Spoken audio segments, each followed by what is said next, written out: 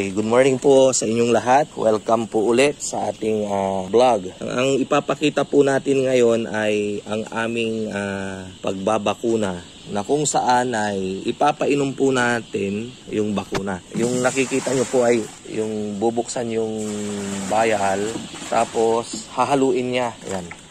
So actually may gatas po yan. Ito po yung mga bakuna tapos ihahalo po yan. Ayan, haluing mabuti. Siya namang ilalagay niya na dun sa drum. Yan po sa drum na yan. Ayan. Ayan. Ayan. Tapos hahaluin rin niya. Hahaluin din niya yung bakuna dun sa tubig sa drum para humalo. Tapos kapag nahalo niya na, maglalagay na po sila sa mga galloner natin.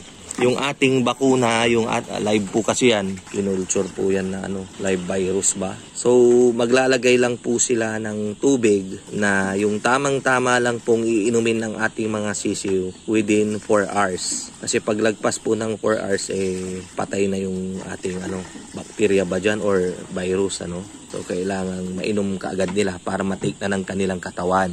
Tapos pag nasa katawan na yan, na-introduce na natin yan sa katawan ng ating mga sisiw, magpaparami na po yan. At pag dumami sila, yan na po yung magsisilbing kumbaga panglaban nila, armas nila against diseases such as ito po yung B1H120 ng Hipra company.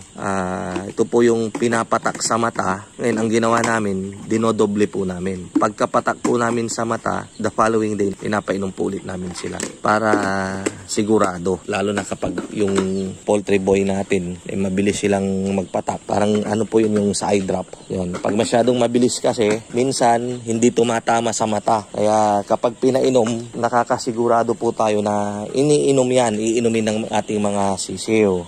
Para naman lahat sila ay uminom, ang ginagawa po namin, 1 hour po namin silang inuuhaw. 1 hour earlier, inalis na po namin yung kanilang tubig, waterer. Para sila ay mauhaw at pagbigay po ng bakuna, sila po ay iinom kaagad.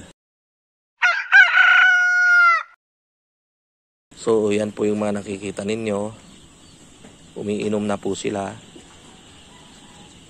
So 4 hours po yan na andyan hanggang sa lahat sila ay makainom na. And then after 4 hours, yun, aalisin na po yung galon, tapos sasabunin, huhugasan, sasabunin para malinis na naman nilang pag-iinuman. So dito sa kabilang brooder, kalalagay lang po nung waterer natin na may halong bakuna. Naglalagay po tayo ng gatas para skim milk.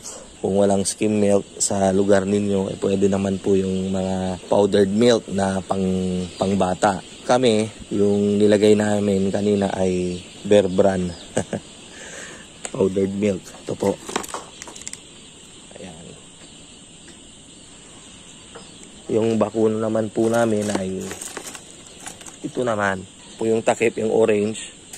Ito naman po yung ating binakuna. For every 1 vial po, yan, good for po ito, 1,000 heads na sisiw. So yung sisiw po natin dito ay nasa 11,800. So ang ginamit po namin ay 12 vials, good for 12,000. Yan po. After natin silang mapainom ng bakuna ay babalik na po sila ulit sa plain water. The whole day na po yan, plain water. And then bukas ay balik na sa vitamins. Nailagay na po natin lahat yung mga galloner natin na may bakuna. So ang ginagawa naman nitong farm manager natin dito ay dahan-dahan niya silang binubugaw para sila ay yung mga nakahiga, tumayo, may chance na rin sila para uminom nung bakuna. Ayan po. Nagtatakbuhan. Kanina yung mga nabugaw yan, may mga umiinom na. Ayan. Ulit-ulit yan yung gagawin. Lahat iikutin niya yan. Ganyan lang yung mga sistema natin dito sa farm. So ang naka-load sa atin dito ay 11,800.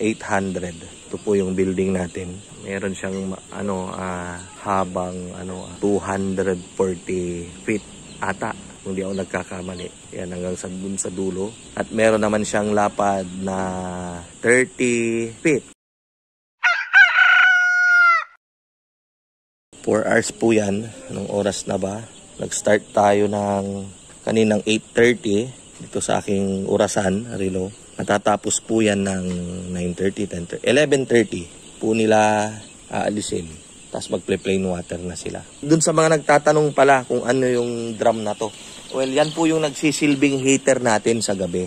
Yung drum na po yan ay nilalagyan namin ng ipa doon sa loob.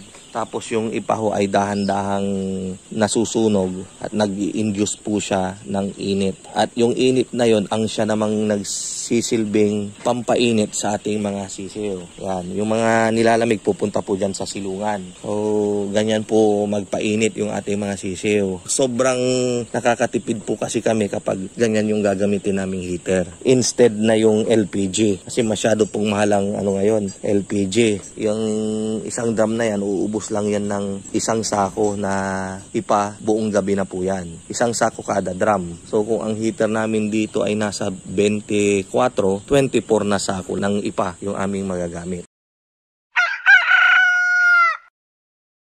So hanggang sa muli, marami pong salamat. Happy watching. God bless and mabuhay po tayong lahat.